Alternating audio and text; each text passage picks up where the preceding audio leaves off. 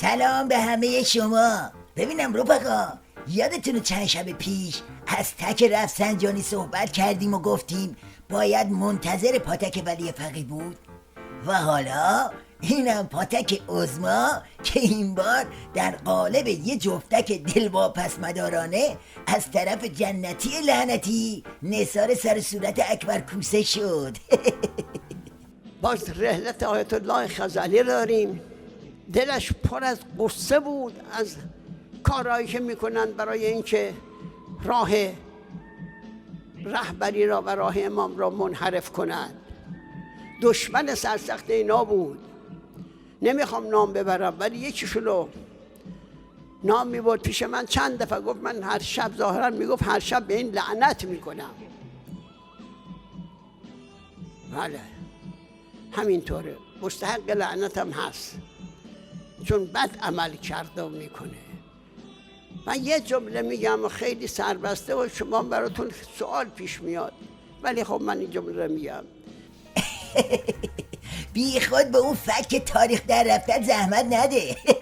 سربسته هم نگی، همه میفهمن منظورت اکبر کوسه است. اون خزعلی گور به گوری هم قبل از واصل شدن به درک خودش جلوی دوربین کوسه رو خط خطی کرده بود. فیلمش هم هست. بله.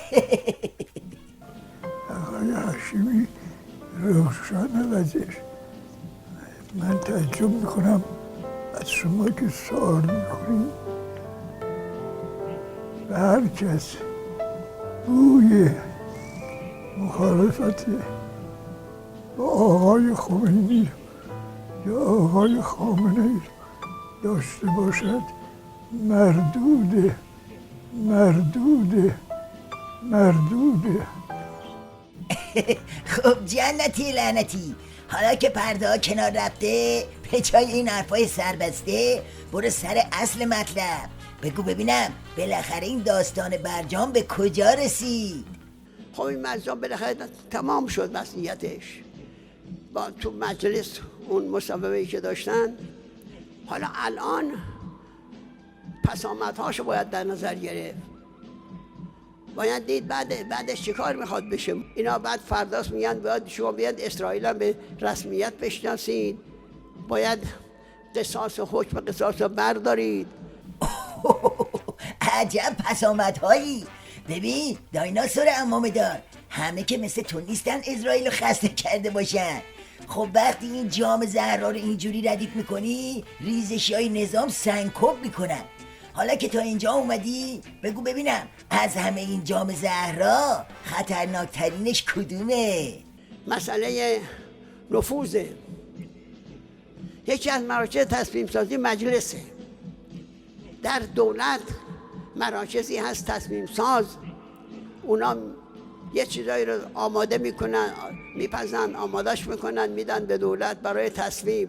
میخوان در اونجا هم نفوذ بکنن، در تصمیم سازی هم نفوذ بکنن، ولی انشاءالله که این آرزوها را به گور خواهند برد انشاءالله. کیا به گور میبرن؟ بگو دیگه، چرا نمیگی؟ بگو کلیه سرنشینان کشتی نظام آرزوهاشون رو به گور میبرن، چون همشون در حال سوراخ کردن کشتی هن. تازه دشمنای نظامم به کمین نشستن. حالا دشمنان کیان؟ با این سپاهیانی که اینجور سینه سپر کردند و میرن در گرداب شهادت وارد میشن، به اینا طعن نزنید.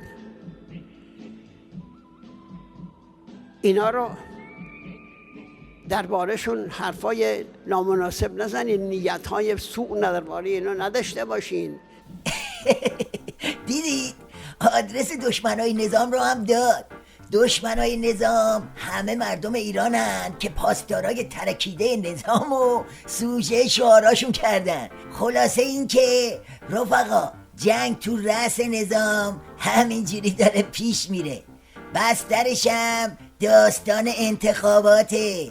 اینطور که داره پیش میره باید شاهد یه استخون جویدن حسابی تو نظام باشی. تا دیدار بعد دنبال کردن خبرها رو هم فراموش نکنید. زد زیاد.